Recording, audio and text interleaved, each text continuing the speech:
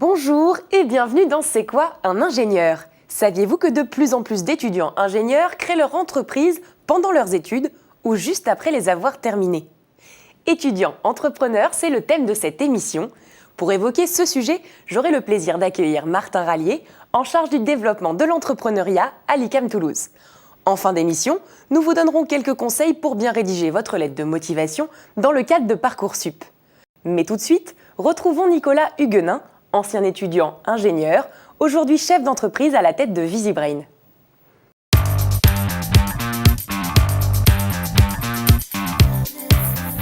Ma profession, c'est chef d'entreprise. Donc en pratique, ça veut dire que je fais un peu tout.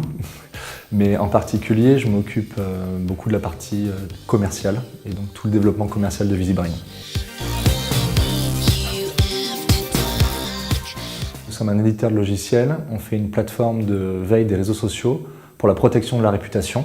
J'ai suivi une formation d'ingénieur à l'ISEP, promotion 2009, avec une spécialité réseau et une fin de parcours à l'international. Dans mon parcours d'ingénieur, il y a deux choses à l'ISEP qui ont été très importantes pour moi. C'était tout d'abord l'option de création d'entreprise, pendant laquelle j'ai eu l'occasion de monter théoriquement une entreprise, en tout cas un business plan, hyper intéressant. Ça m'a fait beaucoup réfléchir. Et ensuite, mon parcours à l'international.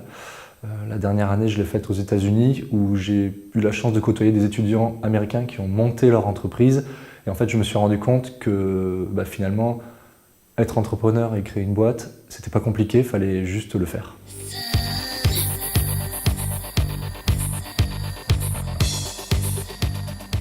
Le réseau d'anciens, il est très actif. Donc, quand j'étais en fin de cycle ingénieur, où je me posais la question qu'est-ce que j'allais faire après, beaucoup d'entre eux déjà ont répondu, donc ça c'est hyper important.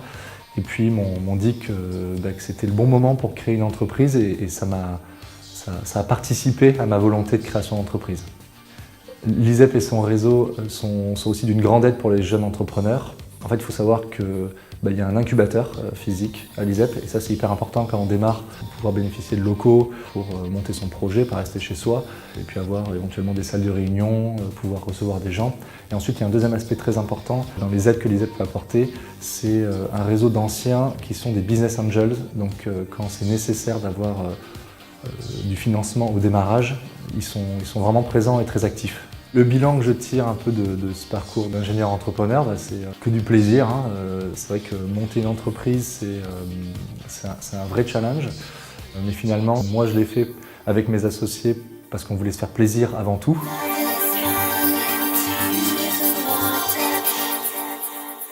Bonjour Martin. Bonjour. Est-ce que vous confirmez que les étudiants ingénieurs, à l'image des jeunes, sont de plus en plus attirés par l'entrepreneuriat? Oui, je pense qu'il y en a de plus en plus. En fait, ils sont vraiment attirés pour trois raisons. D'une part, ils veulent avoir un métier qui soit passionnant. Ils veulent un métier avec du challenge. Je crois que c'est important pour eux d'être fiers et de pouvoir se dépasser dans leur métier. Et en plus, ils nous le disent, ils veulent un métier qui a du sens et qui soit utile pour les autres. Et à mon avis, l'entrepreneuriat regroupe ces trois critères et c'est pour ça qu'on en a de plus en plus. Quelles sont les actions vraiment mises en place au sein des écoles d'ingénieurs pour encourager justement la fibre entrepreneuriale des étudiants? Toutes les écoles d'ingénieurs en fait, mettent en place différentes structures. Alors ça peut être des parcours de formation entre 6 mois à 2 ans à peu près. Ça peut être de l'accompagnement à la carte en fonction des projets.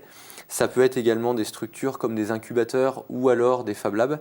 À l'ICAM, nous en fait, on mise sur d'une part donner du temps aux étudiants qui ont des projets de création d'entreprise. Donc on leur donne 2 ans pour pouvoir peaufiner leur projet de création d'entreprise.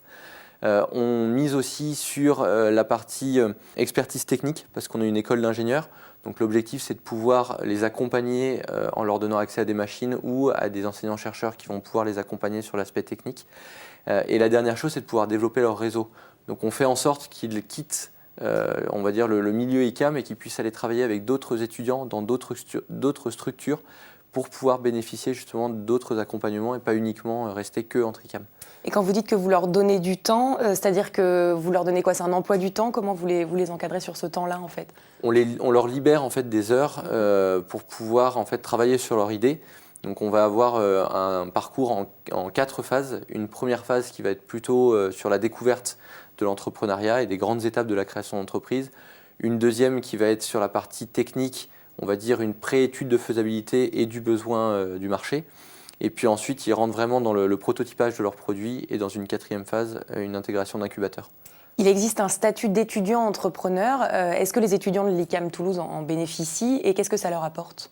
Alors, ils peuvent en bénéficier. En fait, l'ICAM Toulouse fait partie du groupement qui s'appelle Toulouse Tech, qui est un groupement qui regroupe 8 établissements et l'Université fédérale de Toulouse.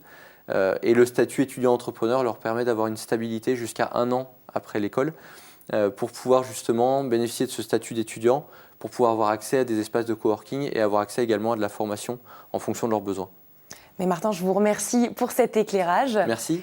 Et maintenant, on va faire un rapide retour sur Parcoursup. Vous le savez peut-être, vous devrez accompagner certains de vos choix sur cette plateforme d'une lettre de motivation. Voici donc quelques conseils avant de commencer sa rédaction.